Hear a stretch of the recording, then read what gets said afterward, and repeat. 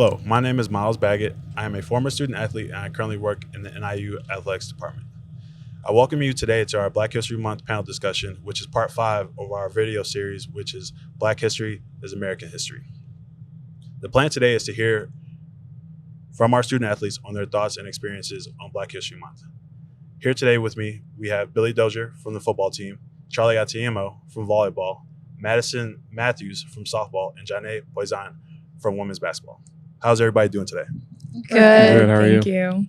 Good. Thank you all for being here today.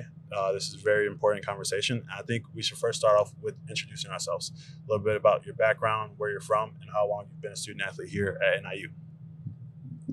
Hello, I'm Billy Dozier III. I'm from Illinois, New Lenox, Illinois, and I'm entering my 4th year here at NIU. Hi, my name is Charlie Atiemo. I'm from Milford, Michigan, and I'm in my 2nd year here at Northern Illinois. Hi, my name is Madison Matthews. I'm from Yuma, Arizona, and I'm in my 2nd year here at NIU. Hi, I'm Johnny Poisson. I'm from Matson, Illinois, and I'm in my 7th year at NIU. Now that we've been able to introduce y'all, let's talk a little bit about Black History Month and its importance, and why conversations like this are important for our futures. So, what does Black history mean to all of you, and what is its significance in 2023? Billy, go ahead. I would say Black history means a lot to me. Its significance in today's world, I would say, is just how far we've come as people, and just how far we're going. To me, Black History Month means to celebrate and recognize the accomplishments from many African Americans prior and help to pave the way for our generation and future generations to come. I believe that Black history is our history, so it's really just telling the full version of our history with Black people in mind. Yeah, Black history is important to me because I think it's important to know where you came from, just to know where our culture originated, our traditions, and everyone said it's our history, so I think it's important to know. So we'll stay here with Janae. The next question is, speak about your inspirations. What are some events in Black history or members of Black history that inspired you as a child and even now? Thinking about athletes, I definitely think Serena Williams was a huge inspiration for me. Growing up, even though she didn't necessarily play the sport, I was playing, just seeing a strong black woman in her position and having so much power on the court and off was just super inspiring for me to grind it out every day. And then to also see the advocacy that she does off the court as well, and the criticism that she got as being a black woman, it was maybe not the most feminine body type. That was huge for me as well, seeing her just still prosper and be her own. A inspirational figure in my life is my aunt, Althea Evans. She is the matriarch of our family, and she took full advantage of the Title IX, and she started playing sports while she was in high school and college, and she was the first in her family to earn a college degree and really inspired her siblings to go on and earn degrees and participate in sports. And she's really just been an inspiration to me and where I'm at in my point in my life. Charlie? Personally, for me, one of my big inspirations is my father. He came to the United States when he was 4 years old from Ghana, West Africa, and just watching him teach me lessons about how to be a strong, independent Black woman in society has been really important to me. And also watching him pursue his career. He's a physician, and you don't really see a lot of Black African American males in that field. So he's a big inspiration for me to keep pushing and to try my best. I would say for me, a big inspiration would be Ernie Davis. I've probably seen the movie The Express a million times. He was a running back at Syracuse in the late 1950s. He had a lot to deal with on and off the field while still trying to perform his best. So I really looked up to him, and my dad showed me that movie, and I look up to my dad as well. Awesome. Well, we just talked about a person that inspired you. Now, what event in Black history really inspired you to be the person that you are today? Let's start off with Charlie. I would say looking at some of the past volleyball players like Flo Hyman, she really set the tone for women's athletics and just the sport of volleyball for African American athletes. Her perseverance just to play through racial slurs and just her hardships was really inspirational for me just to keep pushing in my own sport and looking up to her. Madison? Could you please come back to me on that? Absolutely, no problem. John A? This is events, right? Yes. Event. Okay. There's a few, but I think when I think more about it, the marches that happened in 2020, in the summer of 2020, after the George Floyd murder, I think that was super inspiring. Just seeing people in masses come out and really like just stand up for what they believed in. So that was a very memorable event, especially when we were supposed to be at home. Everyone was in quarantine, but people thought it was important enough that they had to be in the streets anyways. Absolutely. Billy? I'll go outside of my sport for this one. I would just say Jackie Robinson being the first African American in the major leagues of baseball. Obviously, he went through a lot too, as you've seen. It was portrayed in the movie, but I just thought that was crazy how he was able to just still lock in on his sport and know what he had to do and where he wanted to go. And he didn't let that affect him. Madison, you got something for us? Yeah, I'm going to echo Janae and the protest in 2020. I think that it really showed how important the movement was, and just to know that there were like allies that may have not necessarily been there. And I think it exposed a lot of people who were always not in support of our community. Absolutely. And one of the things that you talked about was having those allies, right? What do you look for in an ally? In an ally, I look for someone who's able to like truly reflect on their own experiences and like their own actions, and be able to not only say that they were maybe wrong in a past event, but have the ability to change that and to be like really critical of the way in which they view people and how they speak about people. Absolutely. Charlie?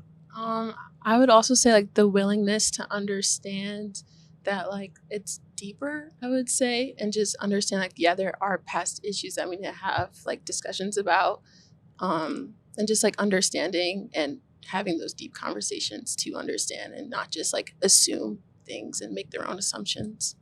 Absolutely. Billy? I would say someone that's like willing to listen to something that's outside of their beliefs and just hear everybody out. Someone that's trustworthy and someone that you have like you're comfortable enough to confide in them. So John A? Yeah, I mean, I agree with all these guys, and I really think it's important to be open-minded. Like, it's hard to put yourself in someone else's shoes, but that's why I look for an ally, someone who's willing to listen and understand that it's a different experience. Absolutely. Another question, staying on the topic of being an ally.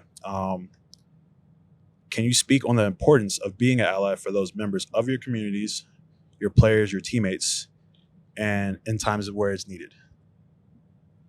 yeah, I mean, I would say it's very important because especially when you're on a team, you have to be together, you have to play together. So you have to handle those issues off the field and stuff like that. So if you're together and you're there for each other, it'll make your performance better as a whole.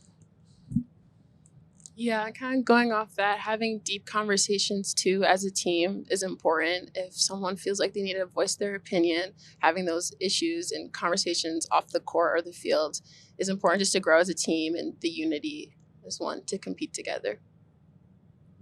The allyship is so important because you're truly being seen by your teammates and like for everything that like you are, and not just like a teammate, but like as like a person in the way that you move through the world. And that piece is like really helpful, and just like knowing that you can trust your teammates. Yeah, I would completely agree with that. It's more than just like seeing me as a teammate or seeing anyone as just like what they do, but seeing like as who I am like outside of this area, this space. And me and my team have had a lot of tough conversations. But it's been good to know that they are open-minded to like what my experiences, what other experiences are, and I think that really brings us closer, because it's like getting to know them as more than just the person I play my sport with. Absolutely. So our next question is, we spoke earlier about your backgrounds and experiences, right? How did that play into your experience with race in general? Whether that's issues that you dealt with growing up in your sport or even outside of sports? So yeah, I grew up in New Lenox, Illinois. So it was like the population of African Americans was pretty low. So there was a lot of situations where I dealt with like growing up, where I dealt with race issues, and I would just say like it was at the time it was hard to deal with because I didn't really understand it. But looking back on it now, it's just I feel like it's helped me be able to handle those situations today just because I've been through it. In Michigan, Milford, Michigan, where I'm from, the population of African Americans is super low. So I found myself being like the only African American in my classroom or just a part of like the community. So that was really challenging as a child just because like not a lot of people looked like me. But I would say volleyball and my sport kind of helped me to like understand that there's people that look like me and like we all love each other. And my parents were super helpful to help my confidence and self-esteem as a kid. Growing up in Yuma, Arizona, there is a predominant like white and Hispanic population, so I didn't really see a lot of people that looked like me, and I didn't really realize until I got older how much that like shaped the way I viewed myself, and even like if it goes down to like the beauty standards, like what that looks like, and I didn't understand how that looked like in the Black community and how I could like accept myself in that way. So coming from that background, especially as a biracial woman, it was just really challenging to navigate who I was as a person. But I think that a lot of the conversations that have been being had in like the past few years has like helped me accept myself and like learn who I am. Sorry. For me, I think I did grow up in a pretty like diverse community. Like I was fortunate enough to be in areas where there was a lot of different people. But for me, I think being a lighter skinned woman, it was difficult to be accepted by my peers or by my own race. And I think colorism was a huge thing for me that was difficult to grow up in. Um, but like Charlie had said, like being in my sport, like I experienced people who looked like me and I experienced people who didn't. So it was just like there's definitely some obstacles, but overall, like I was opened up to a lot of different experiences. So For sure. So staying on that topic of race issues, Madison and Janae, you both talked about how your teams have those tough conversations, right? But when you're dealing with it internally and you don't want to necessarily talk to your team, who do you go to talk about different race issues that come up with you?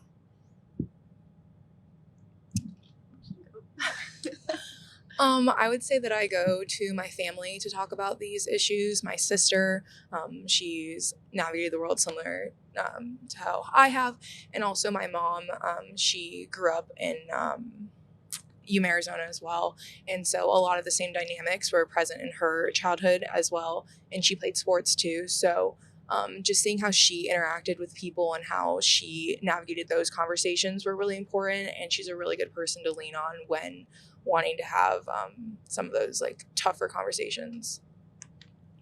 yeah, I think I would go to my parents, like mainly my family. But I have in the past gone to former teammates who've been here to get because I think it is a different perspective when you've gone through it than you're out of it and to see what that looks like. So I've definitely leaned on some of my past teammates as well to have those harder conversations. For sure. Billy? Yeah, I was mostly saying my parents or really my sisters because my sisters grew up in the same community, obviously, so they know what it's like too. So I really asked them for advice or how to handle different situations. And similar to everyone else, like my parents and my family, I would say they know me the best in situations of how I learn and deal with things. So I know I can always come to them for good advice.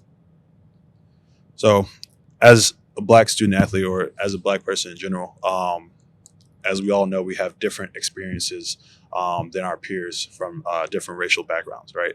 So, speak a little bit about the conversations that you have with your friends, teammates, or different races about your experiences as a Black athlete or in generally as a student, and how do those conversations happen if you have them? Let's start with Johnny. Yeah. Well, I think how they started happening, it was really up to the coaches. Like they really asked us those questions and put those things in front of us, like how we were going to handle doing the national anthem before every game. Like, were we going to kneel? Were we going to grip arms? Like asking us those questions and then asking why. Like, why do we feel certain ways about the way we do? And it was difficult because not everyone agrees. So, and it's like, are you going to take that personally? Because it is personal, right? Because I'm Black, like this is me. But